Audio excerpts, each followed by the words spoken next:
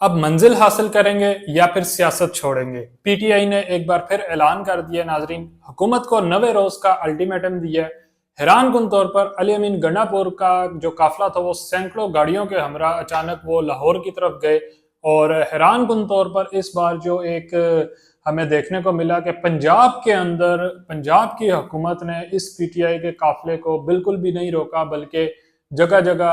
پرتپاک استقبال بھی ہوتا رہا اس قافلے کا، اور اپنی منزل پر بھی یہ پہنچے اور وہاں پر جا کر انہوں نے ایک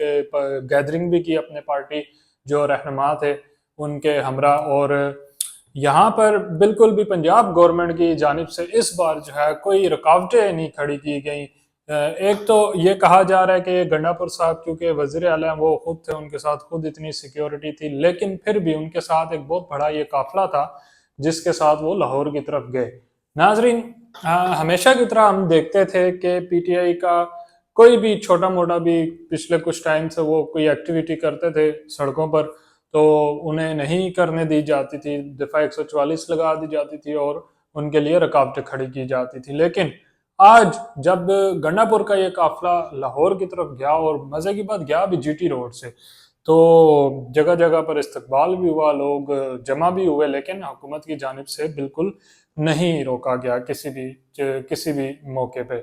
تو ایک تو اس بات سے اس چیز سے اندازہ ہوتا ہے کہ کوئی حکومت اور پی ٹی آئی کے درمیان کہیں نہ کہیں کوئی برف جو ہے وہ پگھلنا شروع ہوئی ہے، یا بیک ڈور کہیں نہ کہیں ان کے آپس کے مذاکرات شروع ہوئے ہیں، جس کی وجہ سے حکومت نے پی ٹی آئی کو فل سپیس دی، اور یہ اتنا بڑا قافلہ جو ہے یہ لاہور میں اب اس ٹائم موجود ہے گنڈا پور صاحب کی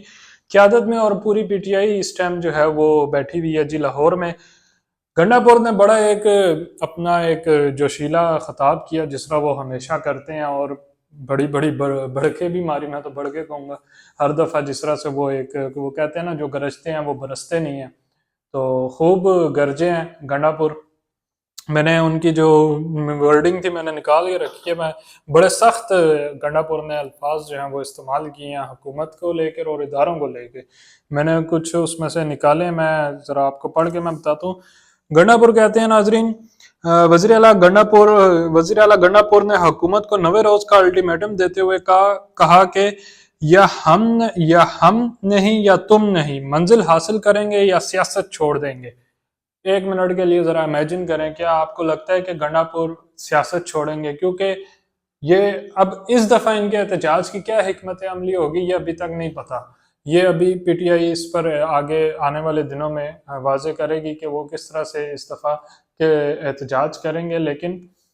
سوال یہ نہیں ہے کہ وہ کس طرح سے کریں گے، جس طرح مرضی وہ کریں، چاہے وہ کے پی کے سے قافلہ لے کر آئیں، چاہے پنجاب سے قافلہ لے کر آئیں، چاہے اپنے اپنے شہروں میں یہ کریں، جو مرضی حکمت عملی بنائیں۔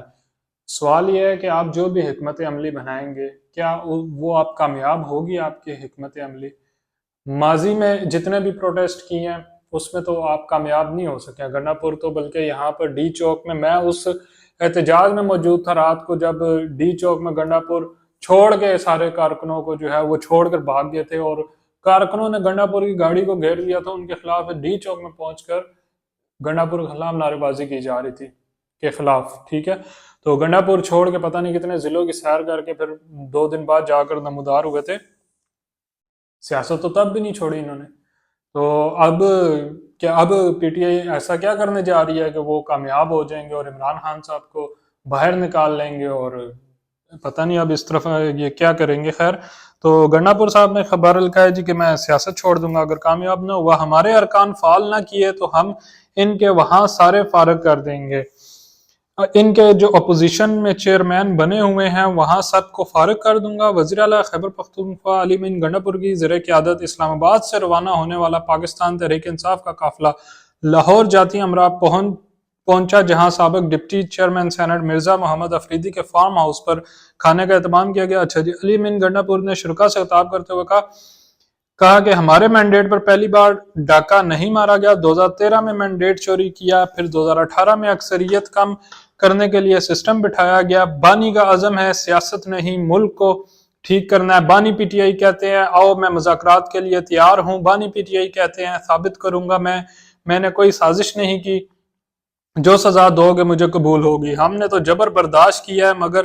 آپ سے برداشت نہیں ہوگا۔ انہوں نے کہا، گنڈا پور نے کہا کہ ہماری برداشت کا امتحان مت لو، پورے لاہور میں بتا دیں ہم نے کسی بھی چیز کو نقصان نہیں پہنچایا، کسی بھی چیز کو قافلے کے دوران نقصان نہیں پہنچایا، ہم پرامن طور پر نکلتے ہیں تو ہم پر کیوں حملہ آور ہوتے ہیں؟ کس قانون میں لکھا ہے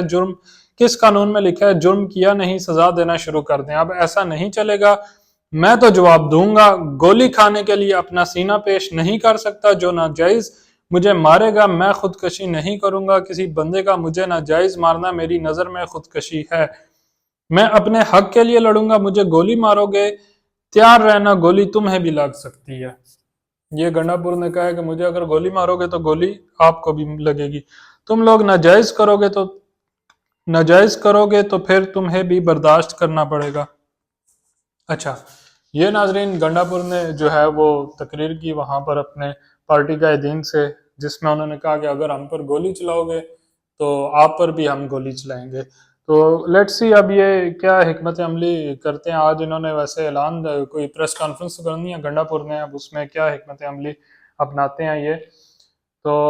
اس میں ناظرین احتجاج، سڑکیں بند کرنا، شہریوں کو تنگ کرنا، میرا ٹھیک ہے، آئینی حق ہوتا ہے، ہر جماعت کو یہ آئینی حق حاصل ہوتا ہے، لیکن اب آپ ہر دفعہ احتجاج کی طرف جائیں گے، یہ بھی اچھا نہیں ہے۔ شہریوں کو مشکلات ہوں گی، حکومت رستے بند کرے گی، اس میں جو ہے شہری ظاہری بات ہے سفر کرتے ہیں۔ تو میرے خیال مذاکرات سے دونوں طرف حکومت کو بھی لچک دکھانی چاہیے اور پی ٹی آئی کو بھی لچک دکھانی چاہیے کہ مذاکرات سے مسائل کا ان کا حل نکالیں۔ تو ناظرین دوسری جانب بلوچستان کے حوالے سے خبر ہے کہ پچھلے 6 ماہ میں بلوچستان کے دہشت گردی کے 501 واقعات ہوئے ہیں، 501 واقعات ہوئے ہیں اور 257 جو شہری ہیں وہ جاں بحق ہوئے ہیں۔ ان میں کئی درجنوں جو ہیں وہ دہشت گرد بھی جہنم واصل ہوئے ہیں، یعنی کہ 6 ماہ کے اندر 501 بلوچستان میں دہشت گردی کے واقعات، یہ انتہائی خوفناک بات ہے۔ بلوچستان کا جیسے ہمیں پتہ ہے وہاں پر وہ بھارت جو ہے وہ افغانستان کے ذریعے، ایران کے ذریعے سے بلوچستان میں بدامنی پھیلاتا ہے، اور یہ جو مجموعی ایک رپورٹ ہے پچھلے 6 ماہ کی، اس کی جو ناظرین مزید تفصیلات ہیں صوبائی محکمہ داخلہ کی جانب سے رپورٹ دراصل جاری کی گئی ہے۔ صوبائی محکمہ داخلہ نے کہا کہ 2025 کے دوران بلوچستان میں ہونے والے دہشت گردی کے واقعات پر رپورٹ جاری کر دی ہے۔ محکمہ داخلہ کے مطابق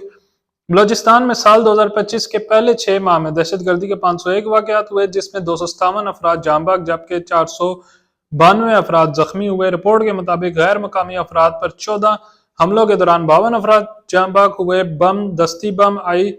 ای ڈیز، بارودی سرنگ دھماکوں کے 81 واقعات رونما ہوئے۔ دھماکوں کے واقعات میں 26 افراد جاں بحق ہوئے جبکہ 112 زخمی ہوئے۔ بلوچستان کے محکمہ داخلہ کے مطابق 6 ماہ کے دوران ٹرین پر ہونے والے 2 حملوں میں 29 افراد جاں بحق ہوئے۔ عام شہریوں کو نشانہ بنانے والے 39 حملوں میں 11 افراد جاں بحق ہوئے اور 29 زخمی ہوئے۔ محکمہ داخلہ کے 1 جنوری سے 30 جون تک ششماہی اعداد و شمار کے مطابق دہشت گردی کے واقعات میں نمایاں تیزی رہی اور دہشت گردی کے واقعات میں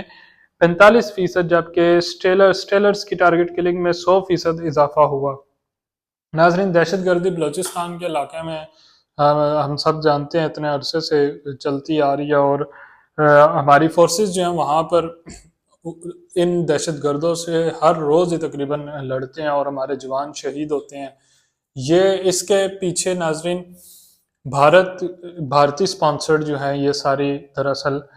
بدامنی پھیلائی جاتی ہے بلوچستان کے اندر، اور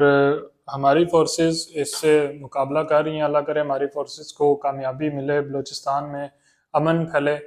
میں آج بھی بیٹھا اپنے ایک دوست سے میں بات کر رہا تھا کہ ہم ادھر پنڈی اسلام آباد کے اندر رہتے ہیں، اتنا یہاں پر سکون ہے، کوئی کسی قسم کا مسئلہ نہیں ہے، پبلک پارکس ہیں،